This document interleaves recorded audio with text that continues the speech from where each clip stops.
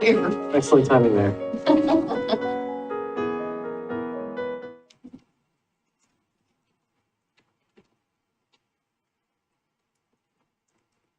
Okay, we are on the air for our abbreviated work session today. And the whole agenda is an update on the transportation system plan presented by Jennifer Garbely, our engineer, and Laura Weigel, planning manager, and the planner Ryan Dyer. And then also we have our consultant here, Matt Hugart from Kittleson. So thanks so much for having us. We brought a whole crew because we've had a whole crew working on this a lot, and we've got even more people on this team working on this. So it's been quite a project. And I just wanted to say, first of all, I know we haven't been here in a while. Sorry about that, about this ESV. I think it's been since August since we were here last. And we just were doing so much, and we just are just getting back to you now. And I apologize for the delay in not being here sooner, but with all the other things that was going on, we just didn't get here. But so we've got a pretty packed packet, as you all saw. So we've got an hour tonight, and then if we don't, for whatever reason, get through all of the materials tonight, it's not to say that we can't get through all the materials tonight. I mean, who knows? Small, so it could be a small miracle. Or Such optimism. Yeah. I'm just saying, you never know. But we've got an hour on the agenda for April 15th as well, if we need to continue the conversation. All right. And so with that, we're just going to hop straight into it. We'll probably go through a little bit of the beginning of the presentation pretty quickly because it's just existing conditions, and then we'll hop into some of the more interesting things I think that we have discovered. And with that, are we clicking? Right here. You can drop it off. Oh, you dropped it off. Thanks, Scott. Okay. Do you want me to click, Matt? Sure.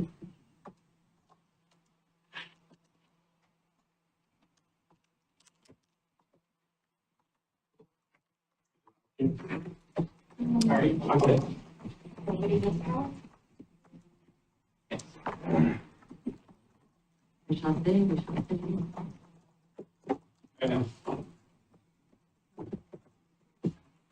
Is it on the side of that? Can you turn on the?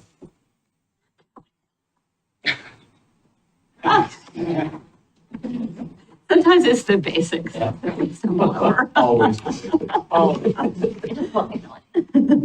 Okay, Matt, take it away. Okay, we did this in 2.5 hours with the planning commission. We'll give you the short version here tonight. Let's just skip past this slide. I think it's pretty self-explanatory as we go through it. Okay, so review of existing conditions. I guess what I'll say here is I hope if you have any questions, comments, errors you noted in the maps, just let staff know and we'll address those. But as we've stated before, the existing conditions is kind of necessary to set the base for the work that we're doing going forward.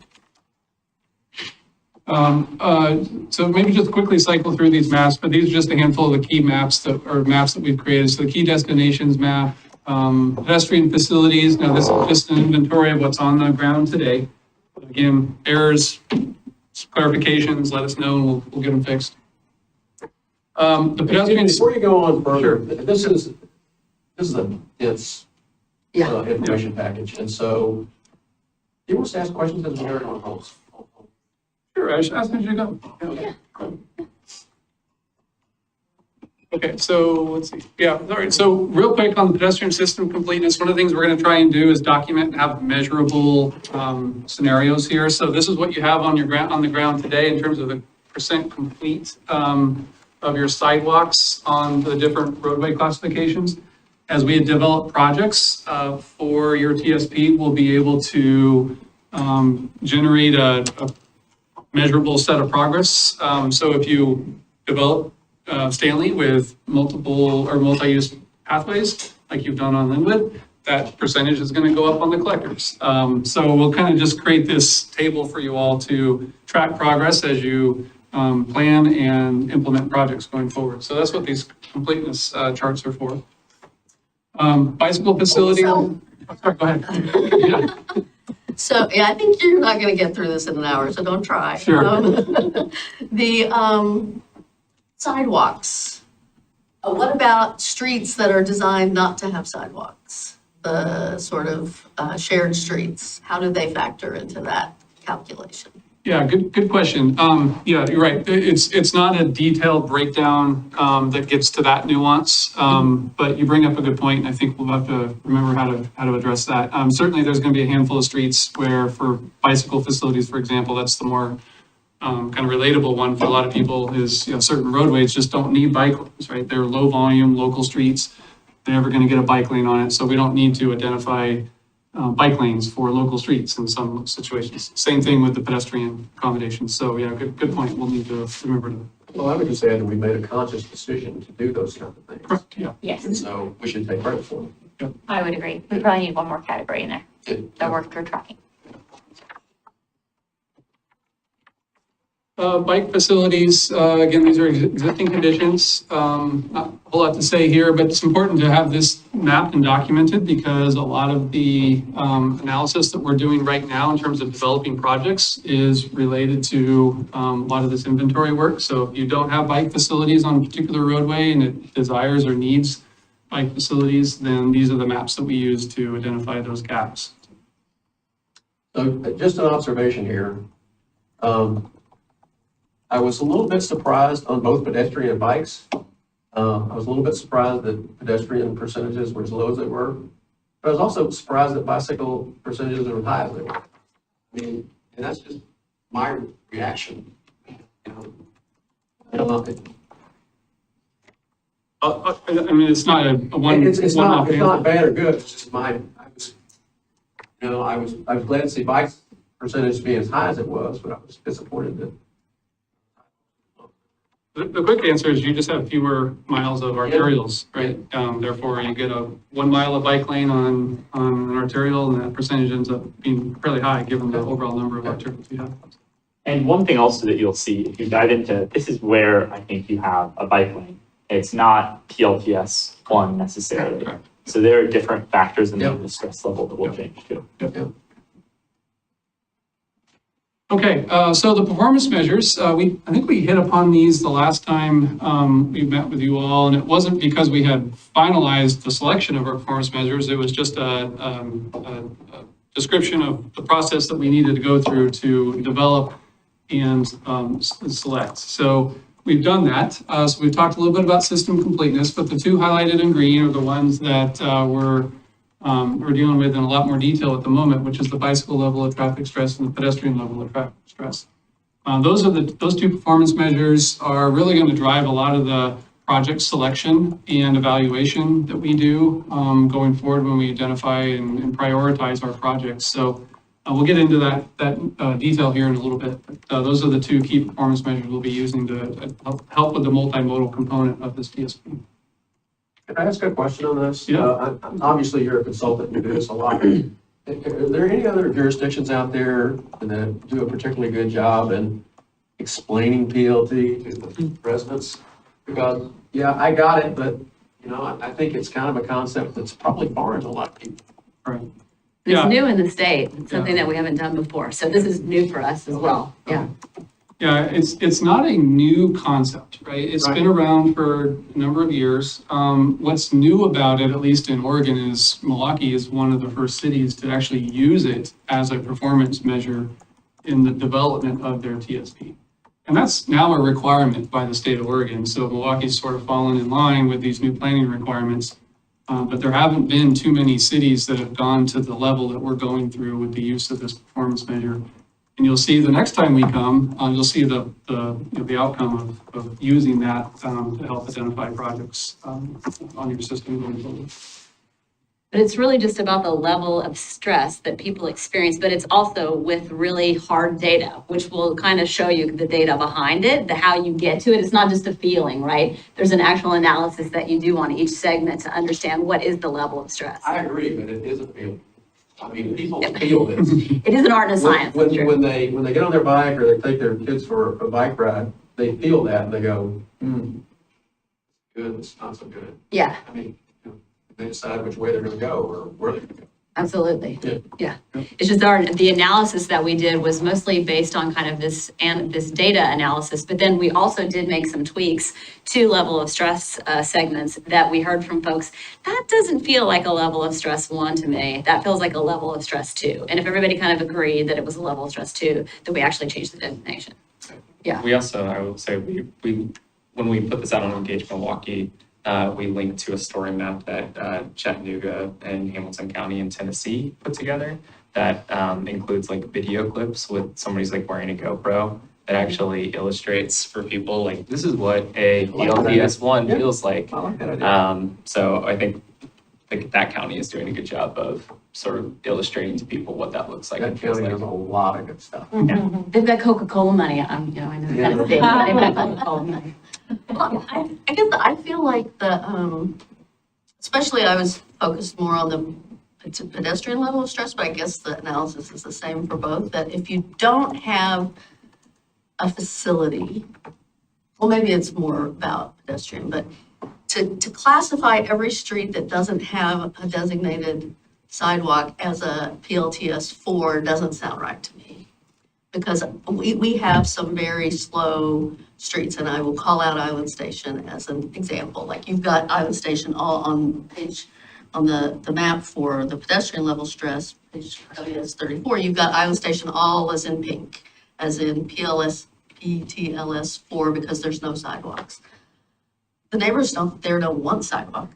They think their slow, narrow streets work pretty good for pedestrians and bikes and cars to share. And compare that to, say, I always like to call out Filbert Street, because Filbert Street goes from 32nd to 42nd. It's really wide for a residential street.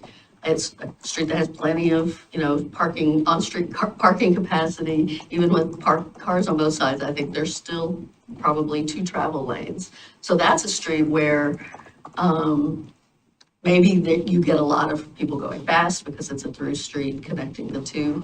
And maybe the absence of a sidewalk is an unsafe thing. But I guess I guess my point is not all neighborhood streets are the same level of, I don't think they should all be rated the same level of stress. Because some places, the nature of the street narrows things down and slows down traffic. I think that though, I think that there is kind of this idea that even though it may feel in this instance like a very low stress, maybe what happens is that because it's not ADA accessible, you're not going to I think that there are limitations to that, right? It is not safe for everyone to be on that street, even if it is low speeds and all those things. So what it is that we're just saying this isn't according to the way we're doing the analysis. This technically doesn't fit a PLTS 1. That said, we don't have to identify projects that will change what happens on that street, right? So we wouldn't identify if there's like an area, right, where I don't know if you call it a VUNAR for the area where right in Island Station, right in front of your house, right? Like we're not going to do anything else to that. So we're not going to identify a project on the map that turns that into a sidewalk that people are going to be using. I do think ODOT's methodology probably is looking for ADA compliance. It's I'm not ODOT's. expert on how BUNARs interact with, or that style of street development interacts with the ADA. But Typically, the street is completely ADA. Well, supposedly the southernmost block of 19th by Spring Park is ADA compliant and is the, I don't like to use that Warner word because we all mispronounce it, shared street standard. I still feel there's a shared road concept that still needs to be addressed here, and we'll get there. We're getting there. We're developing it, but this is all new, right? We have to start somewhere. And so we'll start identifying those. There is some work that needs to be done further down that street, I'm sure, to make it, safer for all people to walk. And I can't say that the rest of the street is ADA acceptable in that little section. But I guess if we call out PLTS, I mean, I get we can't call them PLTS 1, but if we call them PLTS 4, that's creating this impression that they're all deficient. Or maybe we call them an actual shared road. and pull Well, them according off. to the ODOT calculations, they are, right? Like, according to the system that ODOT has developed, if there's not a sidewalk on it, it is deficient. And if we were gonna change kind of the way we're going to classify it, we have to go through and look at all of the streets and make a judgment call on what we thought was either a PLTS 1 or a PLTS 2, just based on a conversation around the table, as opposed to kind of grounded it in any sort of analysis, because so many of our streets don't have sidewalks. And it was acknowledged when we created the SAFE program that we would never have sidewalks on many of our streets. Yeah, and we're right? still acknowledging that we're not gonna have the sidewalks yet, that we're not saying that we're gonna identify projects just because it's a PLTS 1. We're just acknowledging it kind of through the analysis lens that we're using, that ODOT has given us to give through the state to use, that it's kind of a baseline understanding.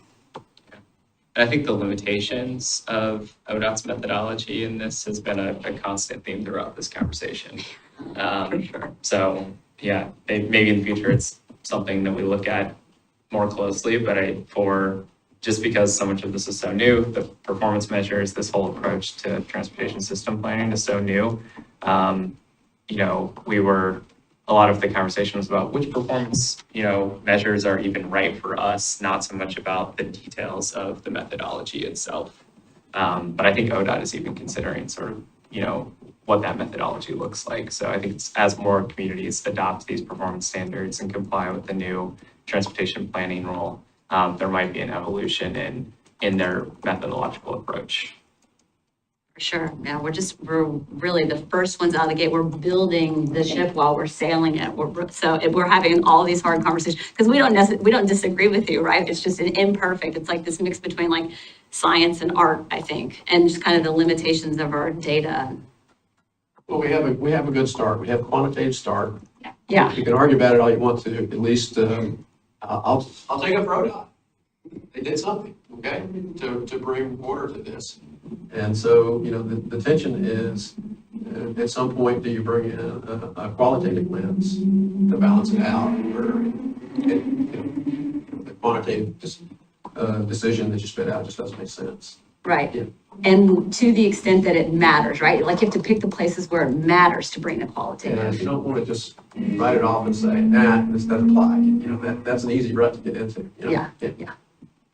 It's imperfect. We've been struggling with it a lot. I mean, just even this conversation right now, we've been having these conversations with our AC, with our TC, with internally, we've been having the same conversation. It's kind of imperfect. I know that doesn't feel great. I hate it when things are imperfect, but I think that's kind of the world we're living in at the moment. It'll evolve over time. We still got a lot of work to do, Yeah. so don't worry, there's gonna be plenty of projects on the list, so. And it's not gonna be perfect when we're done. And because it's not perfect, your point, Laura, is one that we can't overstress, which is just because something has a high stress score does not mean it's going to get prioritized for treatment or project. That's There's exactly a right. lot of things, we read the gumball machine analogy, there's a lot of things in the gumball machine that will be filters we have to think about when we select projects. Clarify next steps, though. We will go back and look at shared streets and apply that to PLTS and our other metrics, or is that not something that? I don't know if we're gonna have time to apply, and that might be the next update that we're gonna have to do with the TSP, because I think there's only a very few streets that I can actually identify as shared. And I mean, we're getting there, but like, they haven't been the high priority so far. Can we add them to our roadway classifications? That they're shared, or is that? We have the shared roads. You're talking about roadways. Sorry, I just want to be sure that I understand. Roadway, so it would So be we like. have that on the existing conditions map, that it's shared, like for bike lanes, For bike. right? We have that for bike lanes. For But bike, but I think to like Yeah. Mayor Beatty's point, for the like Boone or for shared streets, Oh, are those We set don't- aside? We haven't included as a design, a treatment type. Treatment type. Okay, So it yeah. is a possibility to make it as a treatment type. okay. So that's where I think the next update will be like, hey, we've done these updates. So like Ardmore North, right, project that's going constructed right now would be one of those that I'd be like, this is a shared road concept. This one has been brought up today. The entire roadway is ADA Okay. accessible. But it's not a separate functional classification within our functional class. Yeah, 'cause it's a- Purpose. Yeah, but like that and festival streets, those are treatment types that we're acknowledging are Yeah. things that we might employ in the city, if that makes sense. That's helpful. Yeah, We're no, getting there. yeah, we talked about those different street treatments, I think, like at the last one, the livable streets analysis, where we kind of went through all of the different treatments that would be including in the toolbox. Yeah. So we still have the ability to use those. It's kind of like every time you go in and do a project, what is the best treatment to be using on this section of roadway? Okay, am I good to go along? Okay. Okay, there's a lot of detail here, but this is what we're talking about when we get into the data analysis, so we can just go in and. Yeah, so I'm not going to go into a lot of detail, but when you calculate BLTS, you're really looking at the speeds of the road and the volume, the vehicular volume counts on that road. So, and it's a lot of, okay, if you're in this situation where you have a bike lane on that road and you want to calculate the BLTS of that facility, you need to know the speed. And you need to know the width of that bike. And that in turn helps you calculate the BLTS score. If you're on a non-striped bike or roadway where the vehicles and bikes would share the road, it's more about the number of lanes on that road and the overall ADT. So you can see as we're going through these roads, we're constantly looking, all right, we're a bike facility, are we on a shared facility? What's the speed? What's the volume? And it's a constant shimmy and shake. So that's essentially how you get to the BLTS score. Now I will note that the target that we have come up with through conversations with our committees and with the public is an aspirational, I think in some cases, but really appropriate score of BLTS 1. So we're going to shoot for the stars on a lot of our higher order roads and really try and get to that BLTS 1 so that we can, at least say, for most riders on the system, that would be a comfortable environment for them to bike on. So BLTS 1 is the most comfortable for all ages and levels of 10 and up. cyclists, 10 and up, correct? 10 and up. And then 4 is that extreme opposite. So we're striving for 1 when we go through our planning process. And also knowing that we have limitations with right-of-way availability and that kind of thing, so that we may not always be able to get to 1, but that's the speed what we would shoot for, and then we work within the constraints that we have. This isn't in our packet, so I guess these slides will be in our packet, but I'd like a chance to look at it more closely. It's just a little peek behind the curtain more than it is a targeted attempt to really educate you on this. Would you just speak a little bit about how you can apply or how you did apply an equity lens to the calculation of the BLTS? So, no, there is no equity element in this process, right? This is just based on the roadway itself, the characteristics of that roadway, and the volumes and the speeds of that roadway. So, in terms of equity as we know it, there's no element in the It's more BLTS. of the stress that people Anybody. experience, Yeah. that's well, I guess what I'm wondering is, in calculating the level of, either bicyclist stress or pedestrian stress, how do you account for diversity within a pool of experiential data that you're gathering? Yeah, so it's a little bit of a qualitative approach, I will admit that. So when you get into these BLTS and PLTS scores, there's striations, right? A PLTS 1 and a BLTS 1, that's generally appropriate for most abilities in age groups. The BLTS level, it's kind of 10 and up is considered to be, age of 10 and up, considered to be the range in which if you're striving for a BLTS 1 and you can get that score, that should be appropriate for that age of rider. They don't take into account in some ways whether that rider needs more room or space, or they're just starting out and they're learning to ride a bike and they need more space around them and buffer. It's assuming that most riders are capable and able and can, bike in a straight line type of thing. So they don't build that nuanced level into the calculation, but there is at least some designation of age built into the calculation process. I understand the age diversity, but I guess, it's not necessarily just comfort in riding. It's comfort in riding through your community. And sometimes there are extra things that come into play. And so I guess what I'm wondering is around the tools that are used and how sometimes that can still be, even though it's quantitative, you know, it's like, there's still a subjective experience that we need to try and take it into an account. So I guess, you know, I'm wondering if it's not possible to modify the tool, or, you know, if the tool has if it's already been discussed, you know, is it possible for us to then gather some additional information from diverse communities or our equity steering committee, or have that kind of conversation about what extra things we would need to take into consideration if somebody isn't feeling safe in their community, or needs, you know, something else to kind of hit that one. Because I think that a lot of tools historically are designed around a white dominant culture, and sometimes we don't see the impacts of that for years. I think it's a good question. I think that at this moment in time, we did not scope to do anything like this. Like, this is the first time we're using that tool. And I think that that would have to be a larger kind of conversation that we're kind of equipped to do through this TSP process. But maybe after the TSP, if there was the opportunity to develop like a little side, like how could we analyze this differently? Maybe there's an opportunity for that.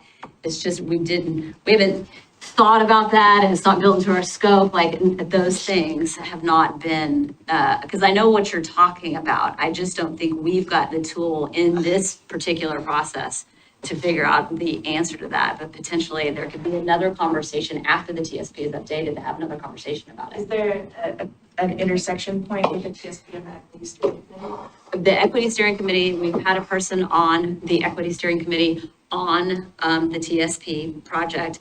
He just stepped down. I've also been talking to Gabriella throughout the entire project to figure out when the best time to interface with the equity steering committee is, because we've been thinking about that a lot. And Gabriella has been we've been talking about, a lot of people haven't been, most people get really engaged with a project like this when they see lines drawn on a map. And until then, people don't really get super engaged. And so we're getting ready to draw lines on a map.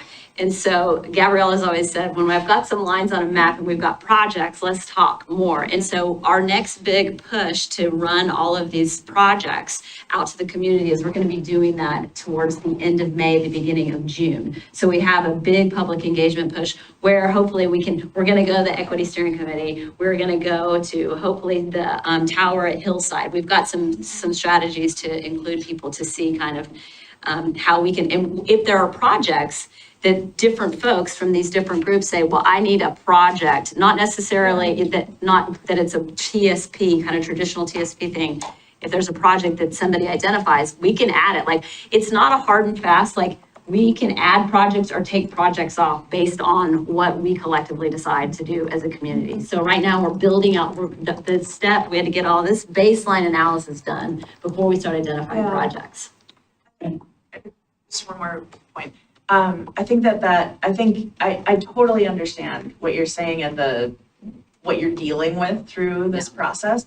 And I also think that this might be an area where Milwaukie can lead again, and just calling out that maybe the process needs to accommodate some additional, you know, or maybe there needs to be some type of support or capacity provided to be able to make sure that we're reaching all communities and talking about safety in the same kind of terms for all communities. Mm-hmm. So I don't know if it's just like a call out or a little narrative or something like that, but I feel like that's another area where Milwaukie might be thinking about things ahead of the curve. And I think the new rules are asking us to do that. It's just finding the moment that people actually want to engage with us. That's been the real challenge, right?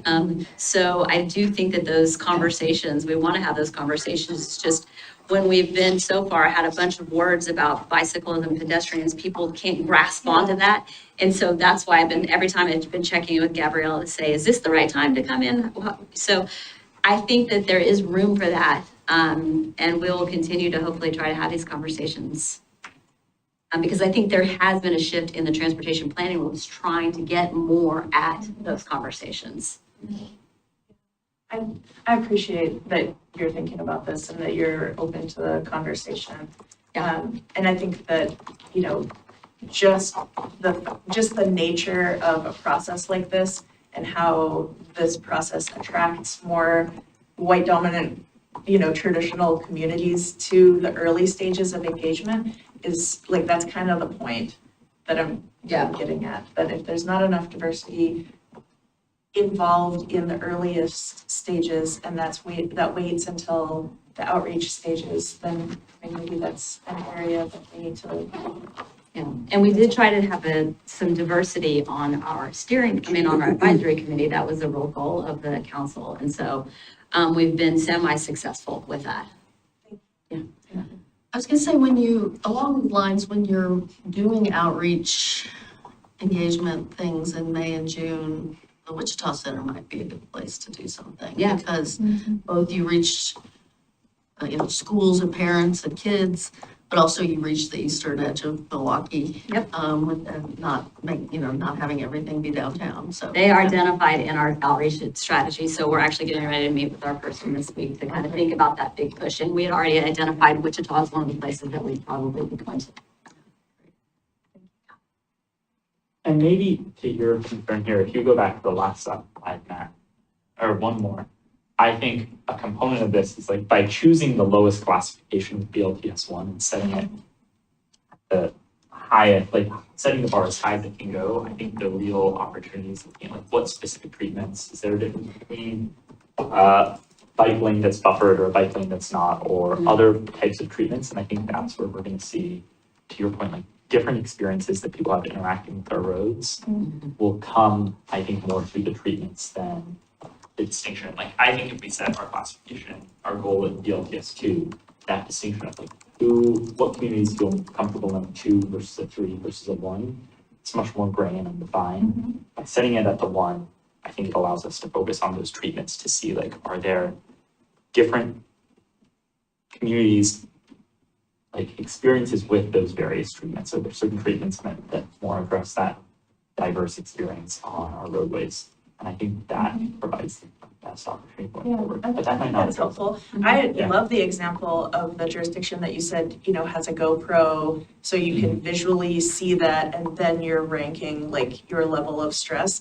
I think that the control to make sure that like if the people who see that, that street, if that pool is diverse, then we'd be able to look at how the rankings compare across diverse communities. And then I would take that to the equity steering committee or focus group and say something, like reflect on why these scores are different. I think that would be what I would be getting at, to see if you're not feeling safe in your community or you're not feeling safe biking at all. It's not just safe, but comfortable. And that varies across communities that we represent. I guess that's just what I'm trying to get at. Yeah. Well, and I'll say that they weren't using it necessarily to assign level of traffic stress scores so much as to illustrate for folks, this is what that facility feels like, to show them, like if you're riding on it. And I guess I'll also add in here, just Matt was kind enough to invite me to a conversation that Kittleson was having with the sort of institute that pioneered this methodology. And I know that they're sort of having a conversation about like, they've established a level of traffic stress 1 score for bicycles as, 10 years of age. And sort of that's based on some cognitive science about when I think young children are able to start to make decisions about traffic.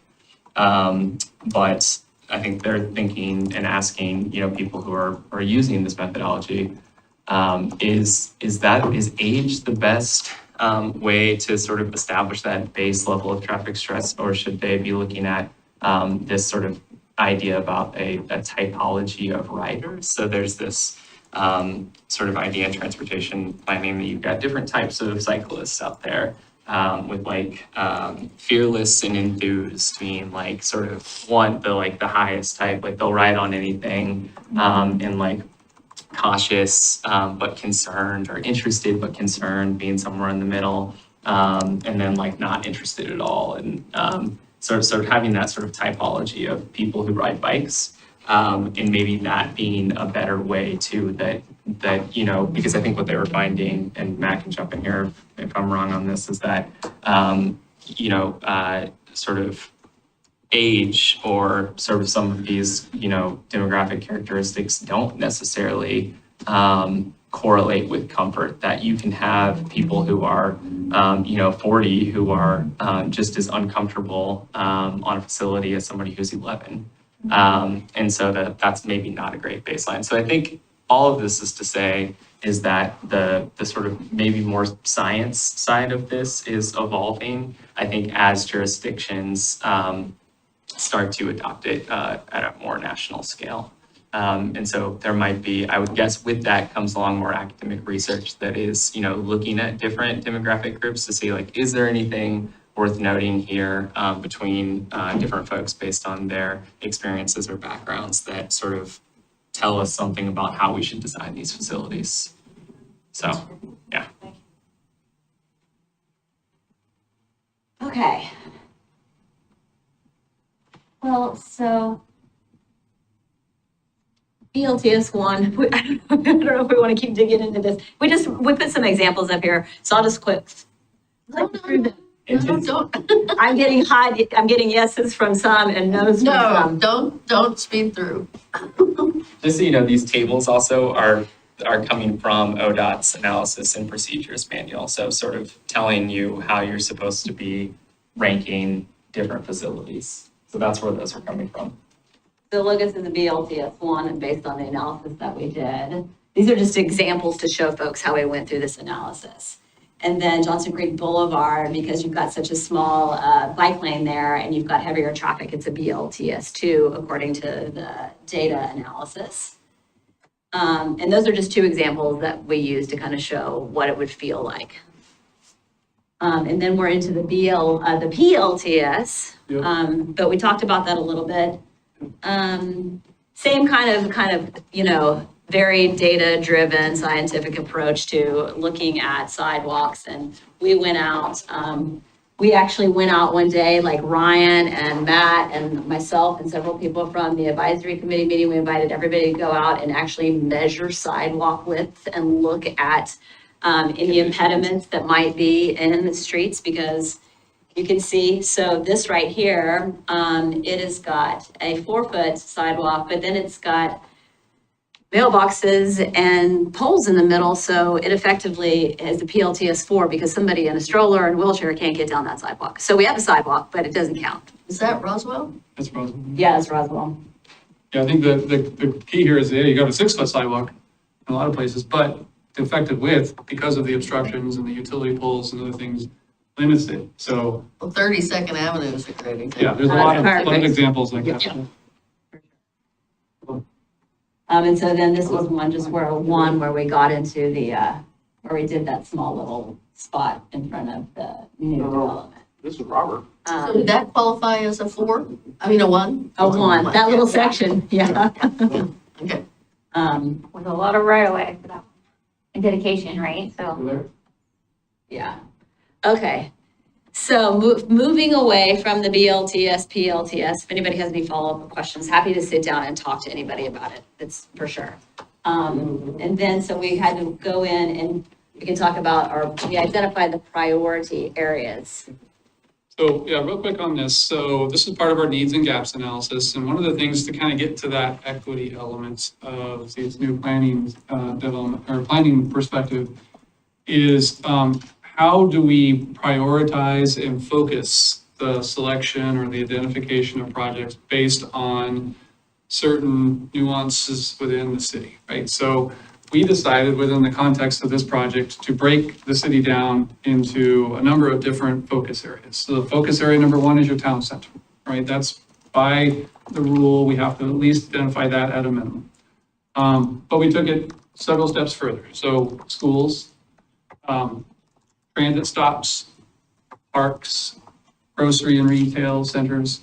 Transit stops is on there second. I think that should be, that should be neighborhood hubs. That's that second to last bullet at the bottom.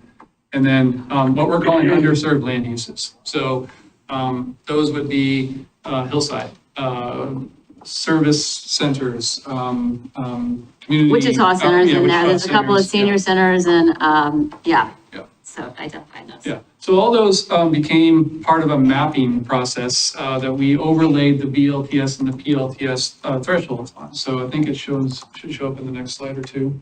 Yeah, so this is our pedestrian gaps and deficiencies. These just show where we have sidewalks on the system and whether or not those sidewalks are meeting our PLTS score or our target of PLTS 2. And if you go to the next one, actually, I'm sorry, these are just the individual maps that identify each of these focus areas, and maybe just rifle through these. We'll get to the big one. Right, so that's the town center. That's the town boundary. center, yeah. Can that we would- do one thing with schools? I know that NCSD doesn't provide bus service if you live within a mile of this. Would we consider expanding that out to? We've had this conversation because that's been brought up by people, of course, because it's a really good point. What we came to the conclusion of realizing is that if we have expanded it to a mile, the entire city would be blanketed. The entire city would be encapsulated in that. So then we don't have any way to prioritize our projects, which is why we kept it kind of at this smaller, because basically this is setting us up for our prioritization exercise. Sure. Otherwise, it's all streets. It would end up being all streets practically if we had it because we're so small. We're only on 5.5 square miles. Yeah. So you put a mile around the schools and the whole place is covered. Yeah. So but I understand the point for sure. Yeah. Yeah. We struggle with that one. Which we have that map, it's the citywide PLTS. Right. Exactly. Yeah, so those are schools. Schools, Those are grocery stores, the two great main shopping centers. Neighborhood hubs. These are the transit stops along the identified transit lines, current transit lines. These are your parks. And by the way, Before we these go areas, past hubs, we don't even know where our hubs are. these are all of the hubs. They I kind have, of thought you put down every possible one, right? these are all the ones that we had identified when we were doing the hubs project. Yeah. Wait, they're already designated as hubs. Yeah. They're not the ones that haven't been. No. They're not the ones. Yeah. One thing with this, downtown isn't a hub, but serves a similar function in this when we're looking at like a commercial space that people walk to. Would we consider adding downtown? Well, we have that one that's the town center. So that's, Everything in the town center is Yeah. automatically. Is that through It's the climate friendly? effect, Okay. yeah. Mhm. Interesting. Okay. Yeah. town centers are climate friendly area. yeah. So we are required to really look at those. Okay. Parks and then, right, and this was the senior living, low income and resource centers that we had identified. And Yeah, explain those, because I had, no, that one understood. which one? The next one, Okay, sorry. the walk shed But thing. before we go on, can I get my question answered? Sure. Okay. Back one? Yeah. This was senior living, is that the right one? This is part of it, yeah. Yep. This is- Wichita Senior Living, there's a couple in there. Bonaventure, there's a couple of Bonaventure. Why did you group those together?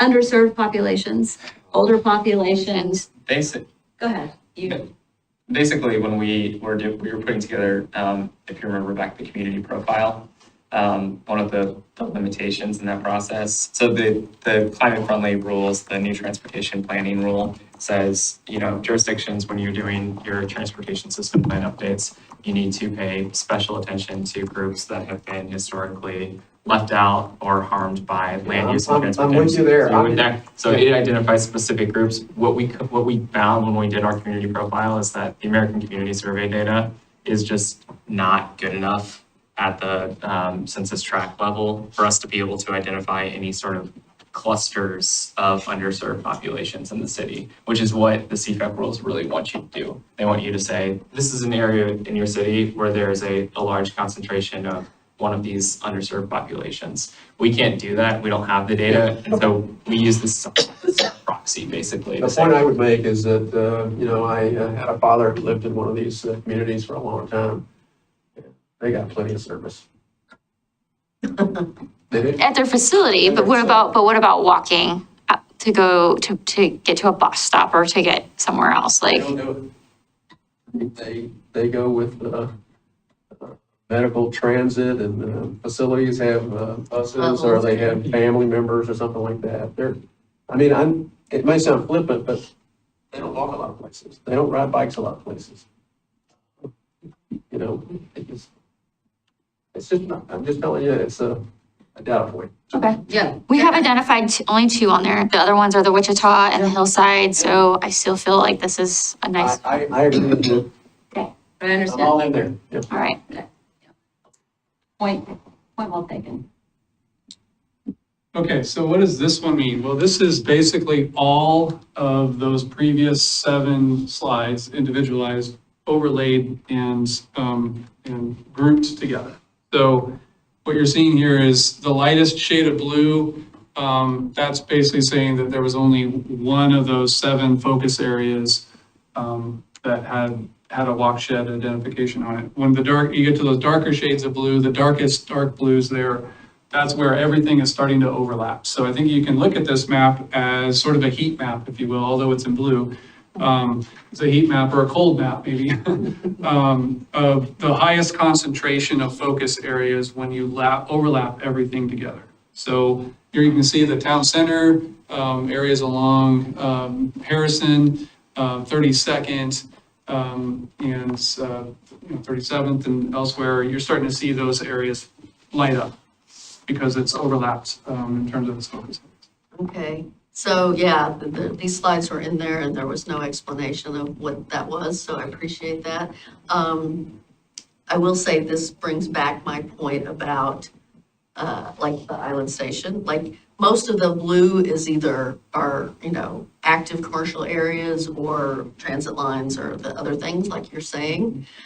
That island station comes out pretty blue and it's really just doesn't have sidewalks. It really doesn't have a school, it doesn't have a service provider. There is a bus line, but, that was another point I wanted to make, was not all bus lines are created equal, and maybe we ought to take some acknowledgement of that, like we have the 33 and we have the bus lines on King and on 32nd that are pretty frequent, and on McLaughlin. That bus line that goes down River Road, it's not a frequent bus. It's just like a morning, evening bus, right? So not all bus lines are created equal. And I guess I feel like this is the place where that ELTS 4 has created this impression that that's something we ought to focus on because it's dark blue. And it's maybe not something we ought to focus on. Yeah, no, you're bringing up an excellent point. You're kind of leading me to kind of maybe the point, if you go back to the map. What would we even do with a map like this, right? So I think we're going to do 2 things with it. It's going to be a tool for helping us prioritize the importance of projects in relation to all the other projects that we come up with. So we identify a project and it's in that darkest shade of blue. It's probably going to light up a little bit more than its neighboring project that's in a lighter shade of blue or not in a shade of blue. So it's going to help us prioritize, but it's also sort of a visual clue for where we might want to focus our attention a little bit more when it comes to identifying projects, right? So if you've got a segment of a street that is leading to one of those shopping centers, it's in that darkest shade of blue, and it might be a PLTS 2, but maybe it's such an important area that we might want to bump that to a PLTS 1, right? Knowing that we've got more need and a more important focus in that particular area for getting people to that shopping center from the surrounding neighborhoods, maybe it's worthy of a higher score. Hence, a different type of project or a more intensive, significant project going forward. So it's a tool, and it's a prioritization tool and a visual tool to help us hone and focus where we might want to focus. Your comment aside, however, there's an art to, and maybe a science to not relying solely on this, right? Well, and Matt, let me know if I'm getting this wrong, but I think with this map, you have to look both at the heat map, the heat of the blue, but also the red lines. Because you could have a high walk shed area that we're doing great. We've got all the facilities there, and it's still gonna show up dark blue on here, because the blue is just the amount of things that you could get to from that area. So I do wonder, Mayor, if Island Station's proximity to so many services downtown, being within that quarter mile technically, is why it's so dark. I think your earlier point, though, about the PLTS 4 means all those roads are red lines, which then might indicate, oh, should we be doing more there? Which is also why the next phase is kind of looking at all of like, what projects are we identifying? We also haven't gotten to the pedestrian and bicycle classification maps, which also are gonna drive a lot of the projects and how it gets prioritized. So if something shows up, we can either drop it because we're like, no, we don't need anything here. We've assessed this and we understand we don't think we need anything here. Or there might be areas where we say, oh, it's not showing up, but we know we need something there. Does that help? Yeah, okay. One call out here, as I've been meeting with NDAs and talking with them about this plan and other stuff that we're doing, we've got two like naked areas that really are not walkable communities. Like these blue layers we can think of as a representation of, are there things worth walking to or things that need more access? And there are chunks of the city that we just don't have that walkability or like an urge to walk. But talking to the Linwood and the Welling NDAs, I think there's a desire to see something there.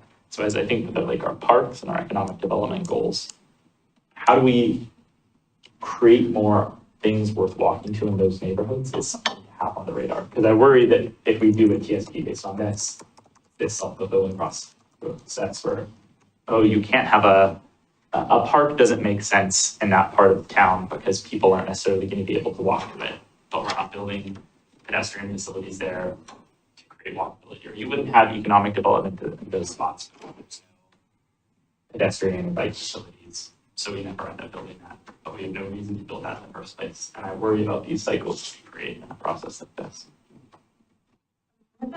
The communities that so like, I mean, those are definitely white spots on the map. But I think that the composition of those neighborhoods is a little bit different too. And maybe that's to your point, right? Like those are highly residential neighborhoods. They're in some ways like slower streets, depends on the street. Yeah. But, like I live in one of those areas and I see people walking a lot. They're just walking. Right, like they're not walking to something. So is there a delineation in the what you're hearing from people? And are you talking to them about hubs or are you talking to them about TSP? Yeah, I think when I talk to these NDAs, they say we want to have a more walkable community. Mm-hmm. And I think it's not like hub specific. It might be like we don't have parks in the same way that other parts of the city do. We don't have commercial areas in the same way other people do. Our commercial area on this side is just I've heard the only thing in our hub is a weed store, and I hate that. And so I think it's more of a broad, like, it doesn't have to be one specific intervention, but thinking about, aside from just walking into the neighborhood, which I do think is something that still happens, are there things that people, those community spaces, I guess. Yeah, okay. That's what I'm wondering, because like in the Llewellyn neighborhood, there's not a community center. Yeah. And the hub that's identified right on the edge of that neighborhood is the Roswell Market, which is a community hub because it's the closest market. Like that's just like, it's the only thing that's really zoned in that way.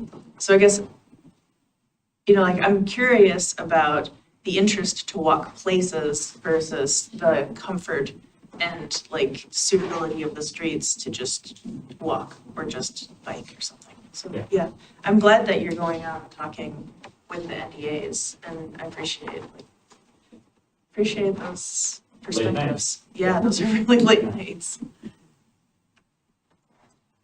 All right. So we did the same thing. We just showed you the ped. We do the exact same thing with the bike. And I think the next map shows the equivalent of the heat map for the bicycle components of the system. So got the ped map and the bike map. These will be our tools for helping us prioritize and identify holes in the system. We're getting a little late on time, but maybe Ryan, do you want to, maybe we can zip past this one slightly and get to your PED and your modal classification maps. Do you think that might be more important of our remaining 5 minutes? I think that is gonna be a whole conversation, conversation. so I think Yeah. we're gonna punt that until next time. Yeah. So if we can get through a few more of these slides, let's do that. Okay. Yeah, sorry, guys. Yeah, no problem. I was just throwing out an idea out there. Yeah. Okay, well, let's just stick to this. So we spend a lot of time talking about bike and ped, but this is a transportation system plan. So we got other modes in the system that we can't ignore. We're definitely worried and concerned about making sure that we've got the right amount of planning for the other modes in the system. So the vehicular modes, the freight, transit, those are all important. And we're all evaluated and analyzed in a slightly different way. And so a lot of that is going back to, and you can just, the map. Just looking at what's on your existing TSP, right? It was a very easy place to start, right? There's been a lot of vetting and identification of projects when it comes to freight. So we went through those projects with city staff and with our committees and picked out the ones that were still unbuilt or were still deemed to be important for various reasons. So these are just a couple annotated maps that kind of show a lot of those unbuilt but previously identified projects that are already on your TSP. This is the intersection control. So talking about the intersections for vehicular and pedestrian and bicyclists. Where might we need more improvements at those intersections, whether it's traffic control improvements or geometric improvements or pedestrian crossing improvements, or maybe just we don't have traffic control and we need it in the future. So these are all of those identified intersections that came out of that review process. The next one is roadway segments. So we might have segments on the system that are in poor repair. We know we've got roadway segments that are going to need some enhancement, like turn lanes and other modifications, geometric modifications. So a lot of these are reflective of that previous recognition that, yeah, there are segments on your roadway that don't have anything to do particularly with bicycle and pedestrian, have more to do with just the accommodation of the balance of traffic modes or vehicular modes on the system. So there was, I'm not sure it's one of the ones, it may have been one of those, but there was a intersection control gaps and needs, figure 9. Oh, yeah. Yeah. Okay, that's the one. So it says, I wanted to understand more what it means.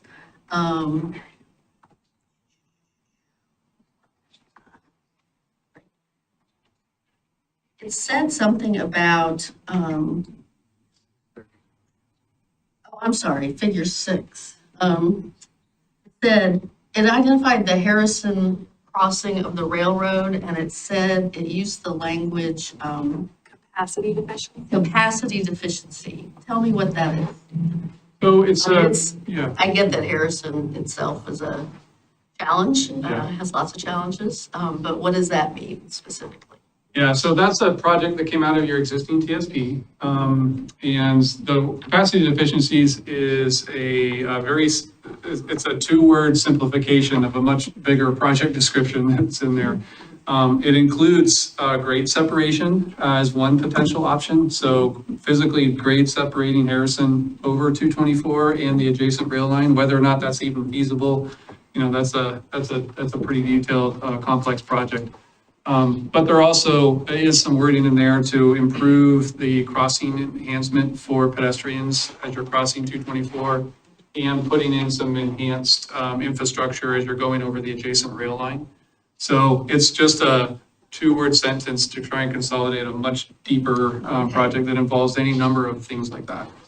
Well, I totally get that it could be more bike and ped friendly there. I guess I thought that was saying like something was needed for either more rail capacity or more car capacity. I think it's capacity for all modes. I think it leans probably in your current TSP more heavily towards vehicular capacity and getting the movement of vehicles through that intersection a little bit more efficiently. Whether or not that holds true as we go forward into this next TSP, be something for us to think through a little bit more. I have a question on the freight issue. It seemed like, there's a lot of, clustering here of the industrial area and 224. So there's another segment of vehicular traffic that comes out of there. It's the ODOT maintenance vehicles. Okay, and they're kind of like freight, but they're not. In other words, freight is kind of, going around the clock or whatever, at least, or it's heavy during the, normal working day. And the ODOTs are kind of, they're going off to work and they're coming back at the end of the day. But I gotta tell you, I've had a number of complaints about people talking about the ODOT trucks coming down here, and coming down Main Street, and that kind of thing. So was there any, analysis of that operation as being freight-like? It hasn't come up before, right, Okay. until right this moment, so Okay. we can talk about it and think about it a little bit, But you yeah, understand it's kind of like freight, but it's not. Yeah. Medium duty vehicles. right. In a way. Yeah.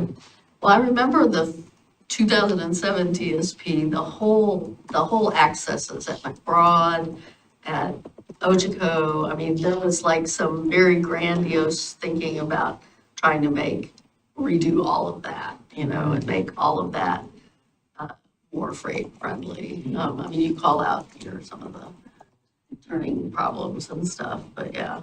I will say, it is also identified as a capacity deficiency, the Harmony Road, Linwood. I mean, for 15 or more years, we've talked about needing grade separation there. I mean, I do think that day is gonna come. It's, I just don't want us to lose sight of it.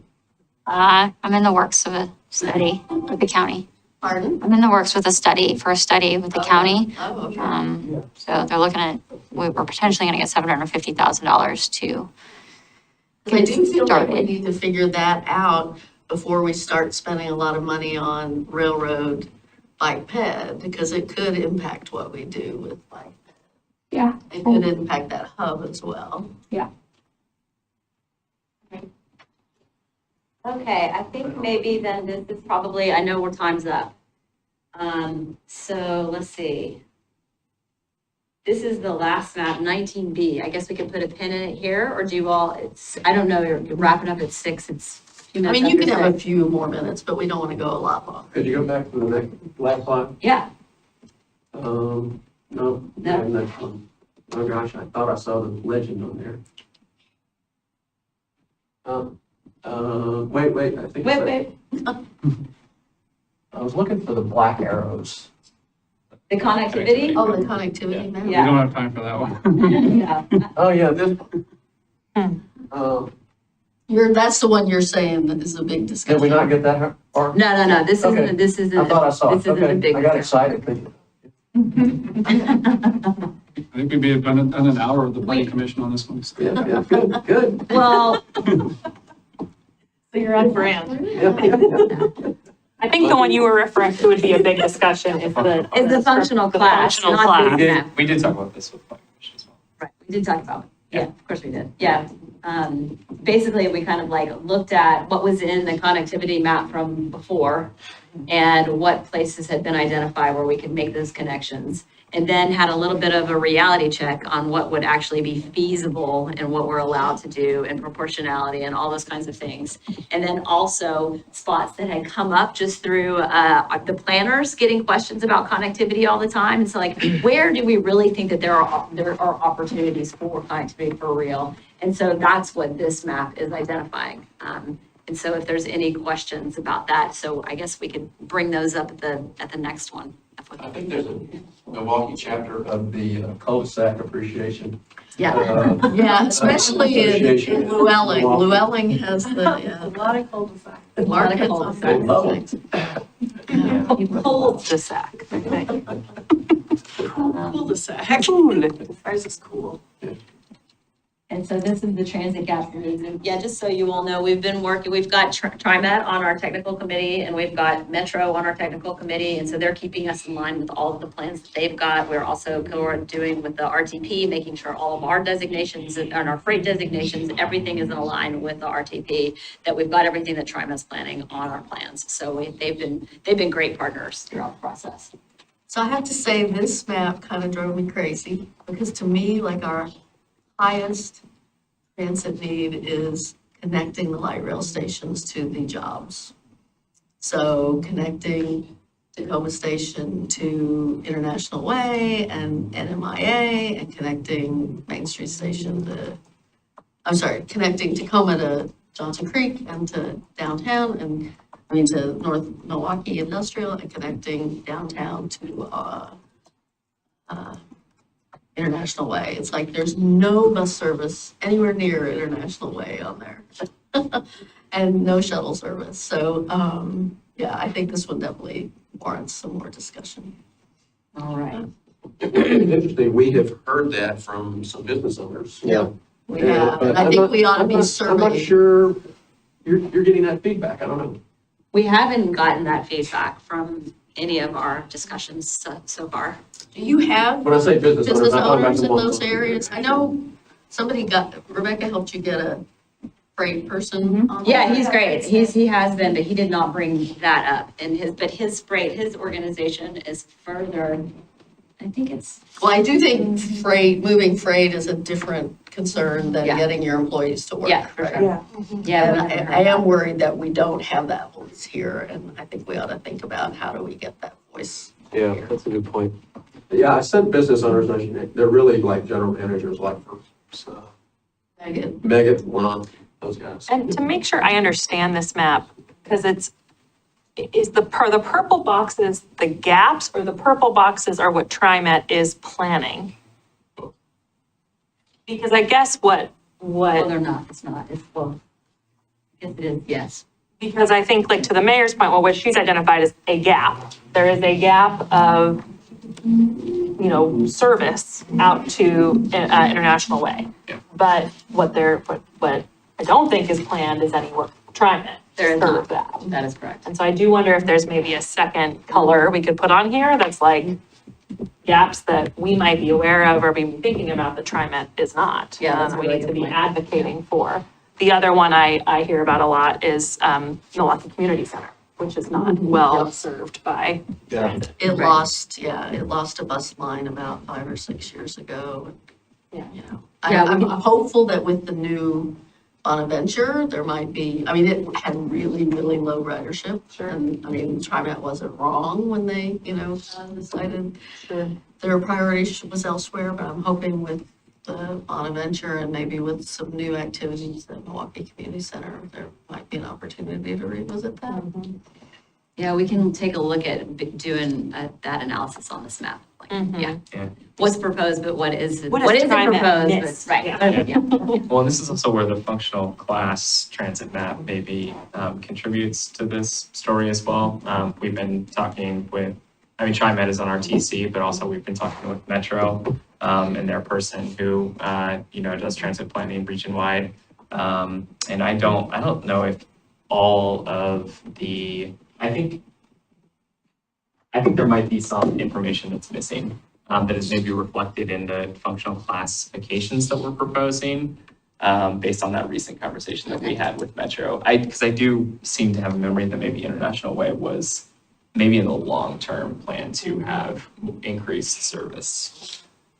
So we can look into that and get back to you. Yeah, because we can maybe bring back a different map for this next time, and then Yeah. also we'll get into the classification maps as well. And just to state the total obvious, what is interesting about this map compared to the bike and ped, we're in control of the bike and Right. ped Yeah, infrastructure we're not. improvements. We're not. But so really what this is to me, and why I think it's important to reflect what you're saying, Mayor, is it's our advocacy, right? It's our, going to these other agencies and saying hey, we can't fix this. Yeah, so you gotta do it. And I think that's where maybe the functional class as well, I guess, is we were kind of treating that as an advocacy map a little bit as well. Yeah, in sure. sort of- yeah. All right, This is a lot of work, I really Yeah. appreciate it. yeah, we look Thank forward you. to part 2. Part 2, coming at you April 15th, I think. But you do too. Yeah. We've been talking about this with all the people for all the months. It's been good. We've learned a lot as we've been going. Adjourn.